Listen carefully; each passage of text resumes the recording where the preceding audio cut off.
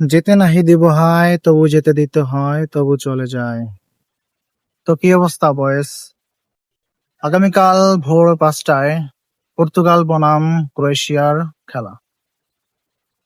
এই খেলাতে যে টিম পরাজিত হবে সেই টিমই বিশ্বকাপের এই মহান আসর থেকে বিদায় নেবে।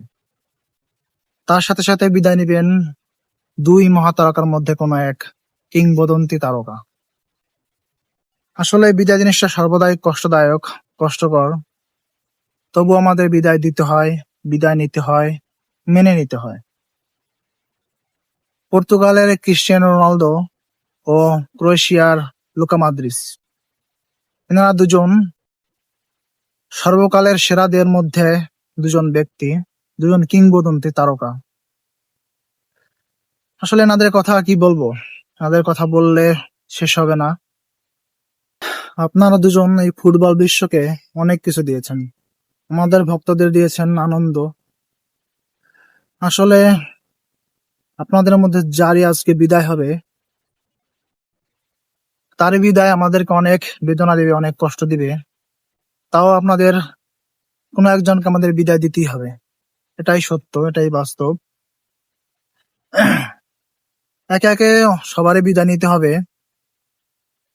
এক পর্যায়ে বিদায় নিয়েছেন জার্মানের মহাতারকা গোলরক্ষক মানুয়েল নয়ার। তার অর্জন অনেক, তার হাত ধরেই 2014 সালে জার্মানি বিশ্বকাপ জয় করেছিল। তার কথা আর কি বলবো। সবারই একটা একে বিদায় নিতে হবে। একসময় বিদায় নেবেন ব্রাজিলের মহাতারকা নেইমার জুনিয়র। আসলে নেইমার জুনিয়রের কথা আর কি বলবো, ফুটবল ইতিহাসে তিনি এক হতভাগ্য প্লেয়ার। তার কথা বলে শেষ করা যাবে না। একে একে সবারই বিদায় নিতে হবে। আসলে যার বিদায় আমরা কল্পনাও করতে পারি না, তাকেও আমাদের একটা সময় বিদায় দিতে হবে। তার বিদায় এই পুরো ফুটবল বিশ্বকে স্তব্ধ করে দিবে। তবুও আমাদের তাকে বিদায় দিতেই হবে। তিনি হলেন সর্বকালের সর্বসেরা, the GOAT Lionel Andres Messi.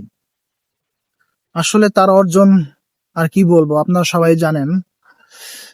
তবুও চাই এবারের বিশ্বকাপ তার হাতেই উঠুক। তাকে আমরা দুঃখের সহিত বিদায় দিতে চাই না। তাকে আমরা হাসি মুখে, তার মুখে হাসি দেখে আমরা তাকে বিদায় দিতে চাই। একে একে সব মহাতারকা কিংবদন্তি বিদায় নেবেন। আসলে আমরা এদেরকে নিয়ে ট্রল করি, আসলে আমাদের ট্রল করা ঠিক না।